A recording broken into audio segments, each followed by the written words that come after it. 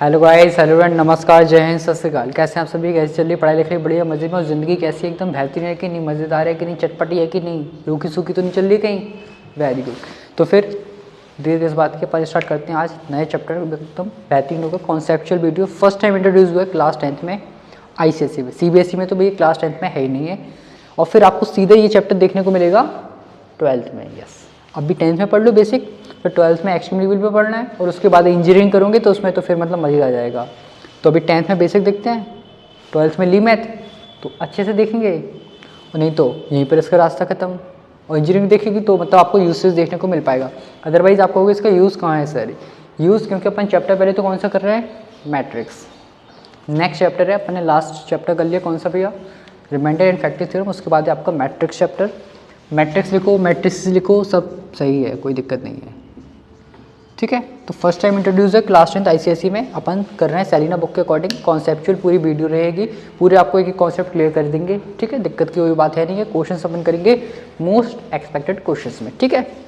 तो I hope आप लोग रेडी हैं आज की इस वीडियो के लिए। हाँ, तो मैं बता रहा था कि आपको जनरल पेपर्स का यूसेज ना देखने को मिले, 12th लेवल पे आपको देखने को मिलेगा लीनियर इक्वेशंस में यूज़ होता है कंडीशंस को सॉल्व करने के लिए। लेकिन एक्चुअल यूज़ क्या है? जैसे कि आप अगर व्हाट्सएप, तो आइयो आप सब लोग चलाते होंगे, तो व्हाट्सएप में आपको वो लिख कर आता है ना, जब आप किसी से चैट करते हो कि एंड टू एंड इनक्रिप्टेड, आपकी जो चैट है वो एंड टू एंड इनक्रिप्टेड है। तो उस चैट को इंक्रिप्टेड करने के लिए हमें मैट्रिक्स का रिक्वायरमेंट होती है, उसको सॉफ्टवेयर कोडिंग वगैरह में, तो वहाँ पर इसका यूज़ आपको देखने को मिलता है। और भी अदर जगह आपको इसका यूज़ देखने को मिलेगा, लेकिन जब आप हाई स्टडीज़ करोगे तो वहाँ यूसेज मिलेगा। 12 तक भी आपको फील नहीं आ पाएगी कि हाँ ये रियल लाइफ में यूज़ हो रहा है, लेकिन 12th में हाँ लीनियर इक्वेशंस वाले रहते हैं, उनमें यूसेज इसका देखने को मिलता है, लेकिन उतने अच्छे से फील नहीं आएगी जितने अच्छे से आपको इंजीनियरिंग लेवल पर आएगी। तो अगर आप लेते हैं इंजीनियरिंग लेवल में जाते हो तो आपको इसका यूज़ देखने को मिलेगा, ठीक है। चलिए, तो ज़्यादा टाइम वेस्ट ना करते हुए स्टार्ट करते हैं मैट्रिक्स चैप्टर को। मैट्रिक्स टॉपिक क्या है, कॉन्सेप्ट क्या है, इसका समझते हैं, ठीक है। जैसे कि आप अपने स्कूल्स में देखते होगे कि जो अरेंजमेंट रहता है, सिटिंग अरेंजमेंट क्लास में, वो एकदम मैट्रिक्स की तरह ही होता है।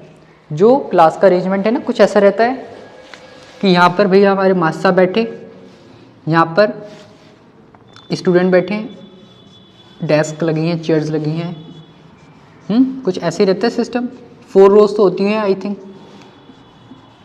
और पीछे जरूर हम बोल सकते हैं एक एक एक्स्ट्रा। तो ये जो सिस्टम है, ये जो अरेंजमेंट है, जिसको हम ग्रिड पैटर्न भी बोलते हैं, ग्रिड पैटर्न है ना, तो ये भी आपका क्या मैट्रिक्स ही है। मैट्रिक्स का एक अरेंजमेंट है, वो भी कैसा अरेंजमेंट है? रेक्टेंगुलर अरेंजमेंट है। अच्छा सर, किसका अरेंजमेंट है? नंबर्स का अरेंजमेंट है। अच्छा सर, ये मतलब है, तो जो ये पैटर्न है ना, इसी टाइप का अरेंजमेंट होता है मैट्रिक्स का भी। तो मैट्रिक्स एक रेक्टेंगुलर अरेंजमेंट है, किसका सर? नंबर्स का। अच्छा, जिसको हम ब्रैकेट्स के अंदर लिखते हैं सर। अच्छा, आइए देखते हैं कैसे लिखते हैं, समझते हैं। पहले तो मैट्रिक्स क्या है? एक रेक्टेंगल अरेंजमेंट है। रेक्टेंगुलर बोल सकते हो, rectangular, rectangular arrangement of, number बोल लो भैया, एंट्रीज बोल लो, एलिमेंट्स बोल लो, सब यही है, ठीक है ना। साइनोनिम्स हैं एक दूसरे के, तो नंबर्स बोलो, एलिमेंट्स बोलो या एंट्रीज बोलो, इन सभी के रेक्टेंगुलर अरेंजमेंट को हम मैट्रिक्स कहते हैं। और बेसिक तरीके से हम कुछ इस तरीके से रिप्रेजेंट करते हैं। ये आपका इसको ब्रैकेट रहता है, थोड़ा नीचे से बनाते हैं इसको,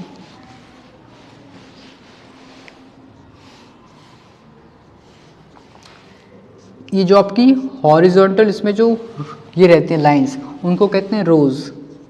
रोज, ROS रोज नहीं बोले, ROWS रोज। अरे तुम लोग रोज कहाँ पहुँच गए? रोज हॉरिजॉन्टल लाइंस।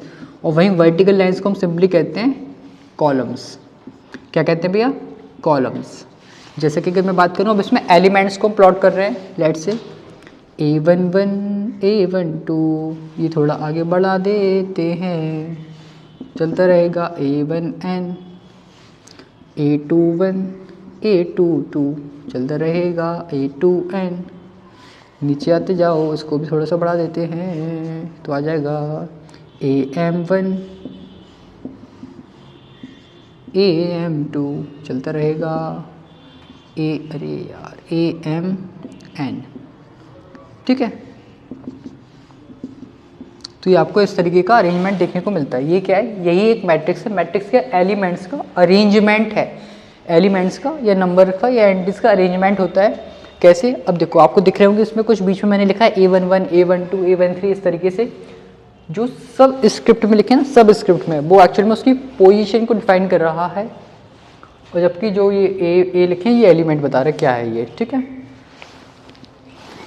सबसे पहले मैट्रिक्स को हम कैपिटल अल्फ़ाबेट से रिप्रेजेंट करते हैं। अब ए से लेकर जेड तक कोई भी यूज़ कर लीजिएगा। जनरली आपको ABCDE कुछ और बेसिक सिंबल्स हैं, I है, O है, इनका यूज़ हमें देखने को मिल जाता है। ठीक है, जनरली कैपिटल अल्फ़ाबेट से देखने को मिलता है, और उनके एलिमेंट्स की जो जनरल रिप्रेजेंटेशन होती है वो आपकी उसी की स्मॉल अल्फ़ाबेट से होती है जनरली। ठीक है, करने को आप और किसी से कर सकते हो, लेकिन जनरली जिस अल्फ़ाबेट के थ्रू आप मैट्रिक्स को रिप्रेजेंट कर रहे हो तो उनके एलिमेंट्स को आप उसी की स्मॉल अल्फ़ाबेट से रिप्रेजेंट करोगे। ठीक है, स्मॉल लेटर से।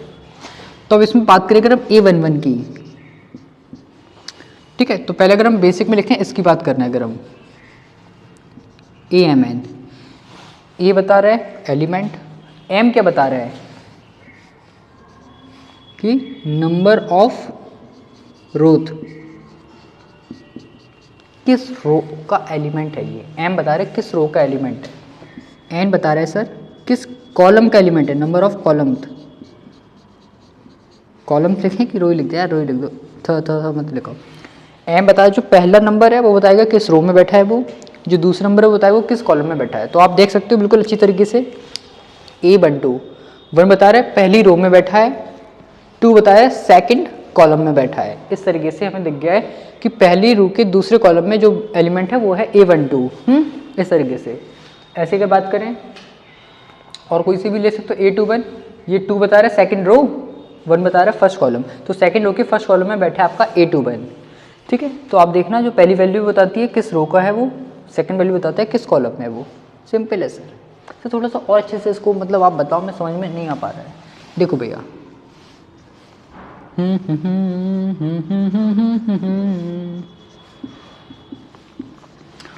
सबसे पहले मैट्रिक्स का एक ऑर्डर भी होता है, हर एक मैट्रिक्स का एक ऑर्डर होगा। ऑर्डर मतलब क्या है कि जितनी रो है वो लिख दीजिए, क्रॉस जितने कॉलम्स हैं वो लिख दीजिए। ये हो गया उस मैट्रिक्स का ऑर्डर।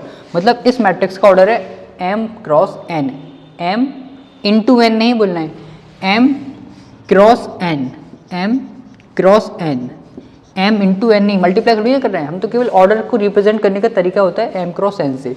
M रो है, N कॉलम से, इससे समझ में आएगा बहुत अच्छी तरीके से आपको। ठीक है, एग्जाम्पल ले लिया हमने।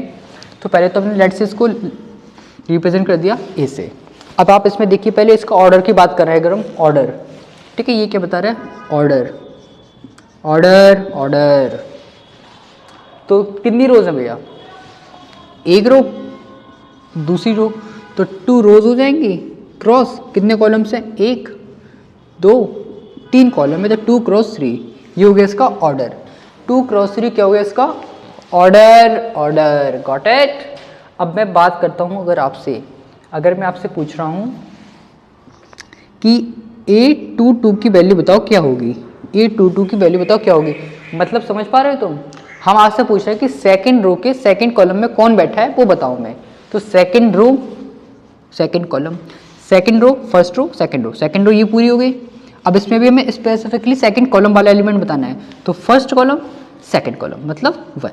तो हम बोल सकते हैं कि A22 की वैल्यू होगी 1, मतलब सेकंड रो के सेकंड कॉलम में बैठा है भैया 1। कोई दिक्कत की बात नहीं, बिल्कुल अच्छी बात है, सिंपल बात है। सर एक और दे दो कोई एग्जाम्पल, 1 3 ले लो भैया। ये बोल रहा है कि फर्स्ट रो का थर्ड कॉलम में कौन बैठा है वो बता दो। फर्स्ट रो का 1 2 3 थर्ड कॉलम में कौन बैठा है, इसमें भी 1 ही बैठा है। लो भैया कोई बात नहीं, आराम से बता सकते हैं हम आपसे, क्योंकि इसके बेसिस पर ये देखकर वैल्यू पूछ रहे हैं, वैल्यू देखकर पोजीशन पूछ रहे हैं। पोजीशन दे दी अभी, एलिमेंट पूछा था, अब एलिमेंट देके वैल्यू पूछ सकते हैं। हो सकता है वो बोल दें आपसे बताओ 0 की पोजीशन क्या है, तो आपको देखना है किस रो में बैठा है और किस कॉलम में बैठा है। तो ए तो आएगा ही आएगा, फर्स्ट सेकंड है तो हमें दिख गया 0 आपका फर्स्ट रो में तो 1 आ जाएगा। फिर आप देखो किस कॉलम में, फर्स्ट में नहीं सर, सेकंड में, हाँ सर ये रहा, तो A12 मतलब फर्स्ट रो सेकंड कॉलम में बैठा है आपका 0, तो ये उसकी पोजीशन हो गई।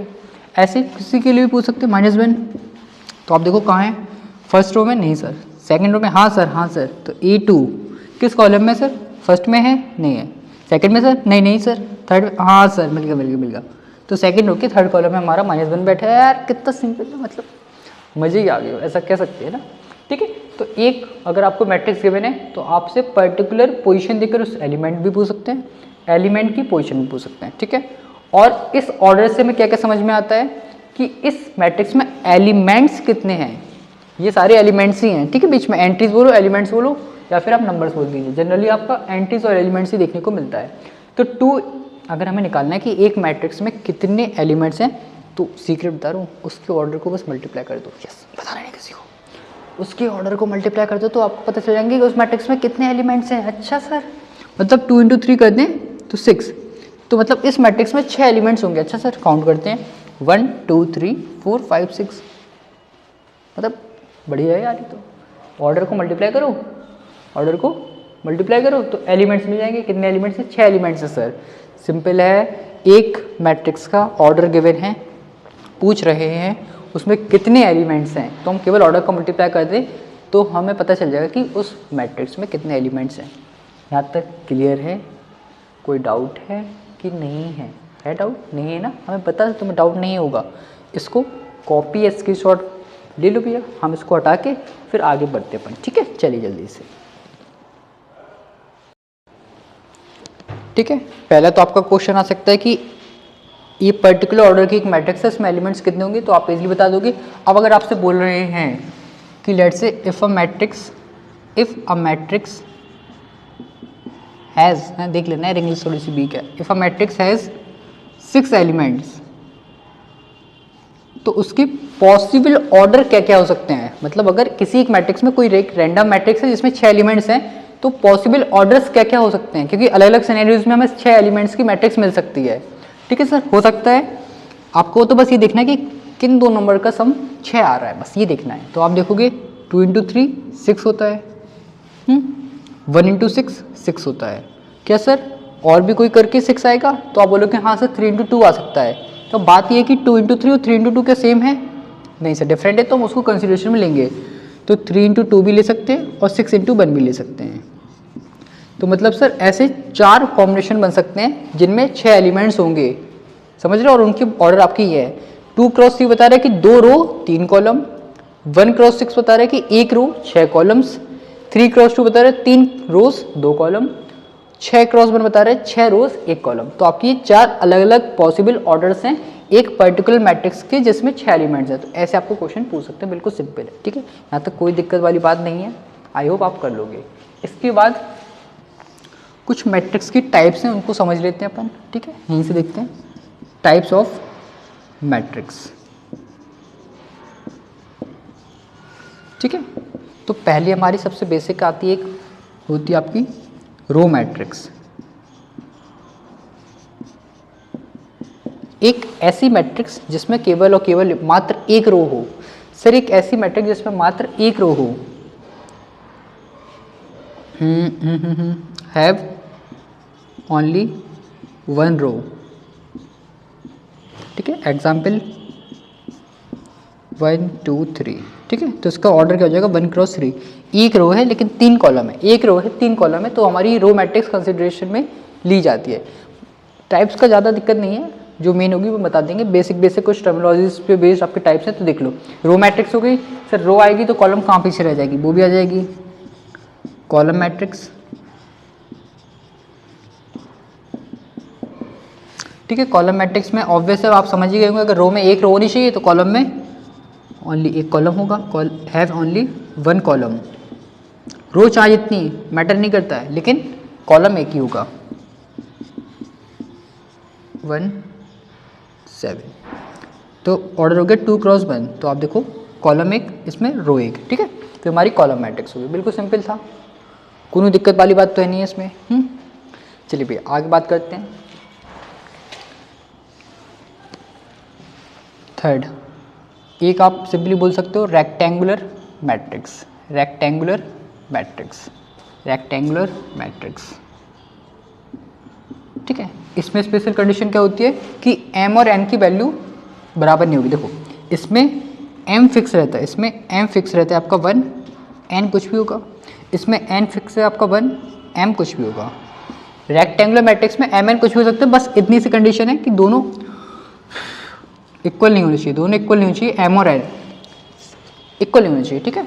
जैसे कि मैं बात करूँ 109287, तो आप देखोगे इसमें 2 रोज होगी भैया, 1 2 3 कॉलम्स हो गए, तो 2 क्रॉस 3, एम और एम बराबर नहीं है तो हमारी रेक्टेंगुलर मैट्रिक्स कहलाएगी सर। अब बाई चांस खुदा ना खास्ते दोनों सेम हो गए सर, तो क्या उसको और कुछ कहेंगे कि उसको मतलब क्या करना पड़ेगा उसको, तो उसको कुछ नहीं, आपको तो पता है ना रेक्टेंगल मतलब लेंथ ब्रेथ अलग अलग होती है, तो लेंथ ब्रेथ ऐसे आप समझ सकते हो। लेकिन अगर दोनों सेम हो गए मतलब वो कहीं ना कहीं एक स्क्वायर बन जाएगा, स्क्वायर मैट्रिक्स कहते हैं भैया हम उसको। अगर दोनों सेम हो गए तो उसको हम कहते हैं स्क्वायर मैट्रिक्स।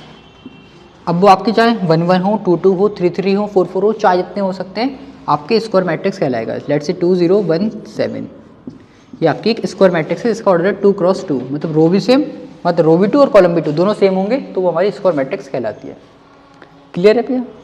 भैया तुमसे बात कर रहे हैं, क्लियर है? अरे बोलो ना, वेरी गुड। इसके बाद देखते भैया, ज़्यादा डीप भी नहीं जाएंगे अपन, जो मेन है वो हम आपको बता दे रहे हैं पूरा, ठीक है। अब एक्चुअल में ये तो हो गया भैया किसके बेसिस पर, ऑर्डर के बेसिस पर। ऑर्डर के बेसिस पर हमने टाइप्स देख लिए हैं, अब हम टाइप्स देख रहे हैं एलिमेंट्स के बेसिस पर। किसके बेसिस पर भैया? एलिमेंट्स के बेसिस पर, बिल्कुल सही सुना है आपने। तो एक आती है आपकी क्या सबसे पहले, बोलो, डायगोनल मैट्रिक्स।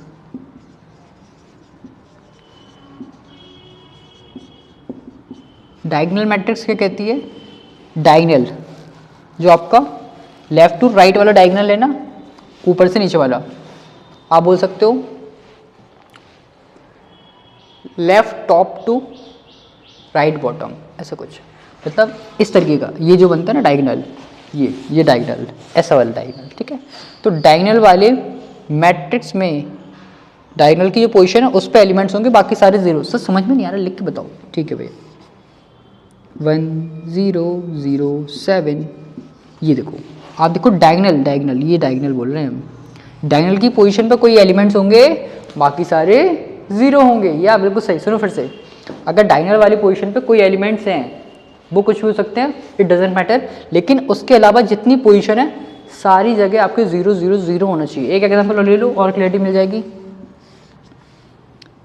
3 0 0 8 0 -3 0 0 0 1, तो आप देखो डायगोनल वाले पे एलिमेंट्स हैं, बाकी आपके जीरो, इन पर भी जीरो हो सकते हैं, एक तो कोई उसमें दिक्कत वाली बात नहीं है।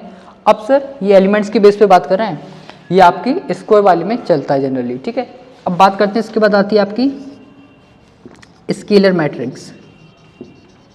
स्केलर मैट्रिक्स का कहवत है भैया, स्केलर मैट्रिक्स जो कहवत है कि डायगोनल वाले सारे एलिमेंट्स सेम टू सेम होंगे। फिर से सर, डायगोनल की पोजीशन वाले सारे एलिमेंट्स सेम टू सेम होंगे, कुछ भी हो सकता है, सेम होने चाहिए सारे।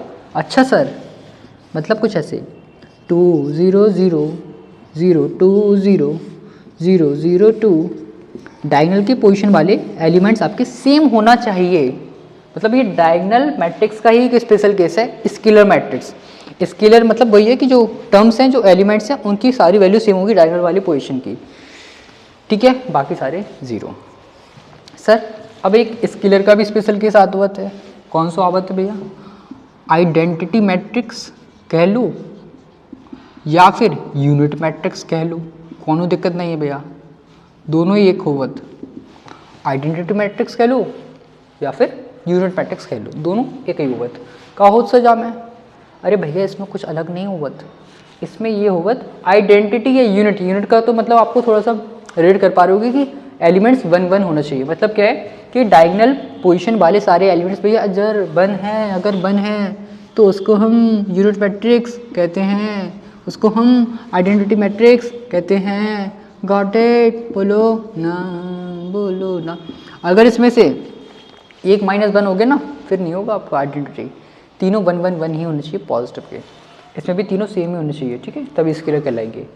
इसके लिए एक स्पेशल सिंबल अलॉट है, तो वो आप ध्यान रखिएगा, जो कि होता है आपका कैपिटल आई, ठीक है। बाकी इनके लिए कोई भी पर्टिकुलर एक सिंबल अलॉट नहीं है, इनको हम किसी से भी रिप्रेजेंट कर सकते हैं। इसको कभी कभी आपको डायगोनल को देखने को मिलता है, तो वो डी होता है जनरली, वैसे ज़्यादा यूजफुल में नहीं आता ये।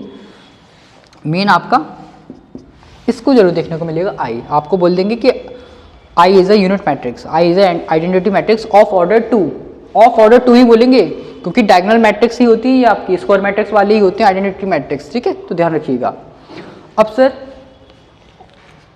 इसका स्पेशल केस ही है, देखो डायगोनल का स्पेशल केस स्केलर, स्केलर का स्पेशल केस आइडेंटिटी।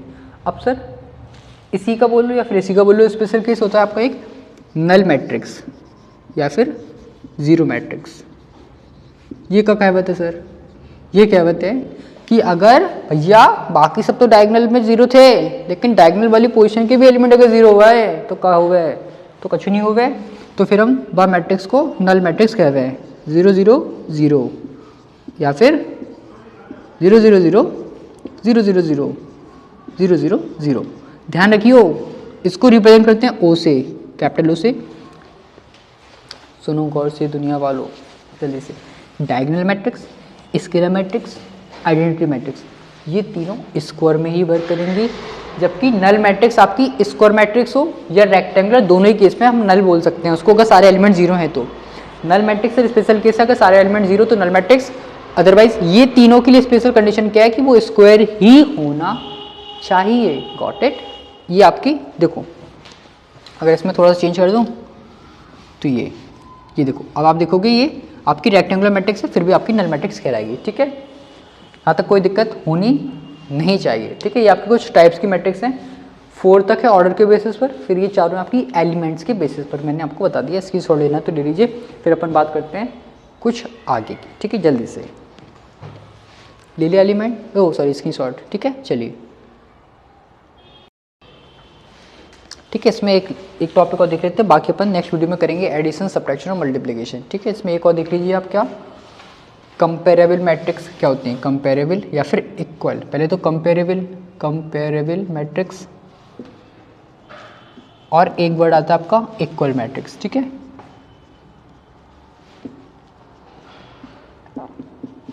कहने को ये दोनों एक दूसरे से इंटरलिंक्ड हैं, कैसे? अब कंपेरेबल मैट्रिक्स क्या होता है सर कि हम दो मैट्रिक्स को कंपेयर कर पा रहे हैं। दो मैट्रिक्स को हम कंपेयर कब कर पाएंगे सर? केवल एक ही कंडीशन में, जब दोनों के ऑर्डर सेम होंगे सर। अगर यहाँ लिखा है मैंने लेट से एक मैट्रिक्स है जिसका ऑर्डर है 2×3, तो इसको हम दूसरे मैट्रिक्स से तभी कंपेयर कर पाएंगे जब उसका भी ऑर्डर 2×3 होगा, ठीक है। अगर उसका ऑर्डर भैया 2×3, अगर एक और लेते हैं एग्जाम्पल, इसका लिखा है 1×2, इसका लिखा है भैया 2×1, तो इस केस में हम कंपेयर नहीं कर सकते, ये मैट्रिक्स हमारी कंपेरेबल मैट्रिक्स नहीं है, ठीक है। कंपेयर होने के लिए आपको दोनों मैट्रिक्स का ऑर्डर सेम चाहिए होता है, ठीक है, तभी हम उनको कंपेयर कर पाते हैं, अदरवाइज वो कंपेरेबल मैट्रिक्स नहीं कहलाएंगे, ठीक है। वहीं सर इक्वल मैट्रिक्स क्या होती हैं? इक्वल मैट्रिक्स का आपको देखने को मिलेंगे क्वेश्चंस। इसमें रहता है कि अगर दो मैट्रिक्स हैं जिनका ऑर्डर तो सेम है बाबू, ऑर्डर तो सेम है लेकिन करस्पॉन्डिंग एलिमेंट्स भी सेम होना चाहिए तभी हो गए। हाँ, जैसे कि बोलेंगे 2 0 1 5 1 माइनस कब होगी 2, then 0 2 0 1 5 - 2, ठीक। ये तो मतलब पूछ सकते हैं कि ये इक्वल मैट्रिक्स हैं कि नहीं, तो हमें देखना है करस्पॉन्डिंग एलिमेंट, पहली रो का पहला कॉलम 2, पहली रो के पहला कॉलम 2, पहली रो का दूसरा कॉलम 0, पहली रो का दूसरा कॉलम 0, पहली रो का तीसरा कॉलम 1, पहली रो का तीसरा कॉलम 1। इस तरीके से देखना है, अगर एक एक एलिमेंट सेम होगा तो वो इक्वल मैट्रिक्स है। लेकिन इस पे क्वेश्चन आपका कुछ इस तरीके से आएगा कि आपको बोल देंगे 1 0 3 x 5 y, यहाँ बोल देंगे तुमसे कहा देखो a 0 b 2 5 7, बोलेंगे दोनों मैट्रिक्स इक्वल हैं, a b x y की वैल्यू पता बा तो बता देंगे भैया। पहली वाली पहले से कंपेयर करियो, a = 1 0 0 इक्वल है, फिर 3 इक्वल करना b के तो b की वैल्यू 3 आ जाएगी, फिर x इक्वल करना 2 के तो x वैल्यू 2 आ जाएगी, फिर 5 5 इक्वल ही हैं तो y = 7, तो ई करना पड़ेगा ई में। अगर बोलेंगे दोनों मैट्रिक्स इक्वल हैं तो मैं ई करना पड़ेगा, ठीक है बाबू। तो अब हम अगली वीडियो में बात करेंगे भैया addition, subtraction and most important multiplication कैसे होता है दो मैट्रिक्स का। जैसे कि नंबर्स में 4 मैथमेटिकल ऑपरेशंस लगते हैं, addition, subtraction, multiplication, division. Matrix में सब 3 ही ऑपरेशंस लगते हैं, एडिशन, सब्ट्रैक्शन, मल्टीप्लिकेशन, डिवीजन नहीं होता है, लेकिन इनवर्स निकालना हम 12th में सीखेंगे, अभी नहीं सीखना, सिंपल सी बात। तो क्यों हम अपनी पंचायत लें, 3 जो ऑपरेशन है वो हम नेक्स्ट वीडियो में देखेंगे। कॉन्सेप्चुअल बात कर रहे हैं, क्वेश्चंस नहीं कराएंगे भैया तुम्हें, क्वेश्चन नहीं कराएंगे, ठीक है। तो आप देख सकते हो ये अपन ने आज कॉन्सेप्चुअल पार्ट कर लिया खत्म, इसका मैट्रिक्स का बेसिक पार्ट हो गया।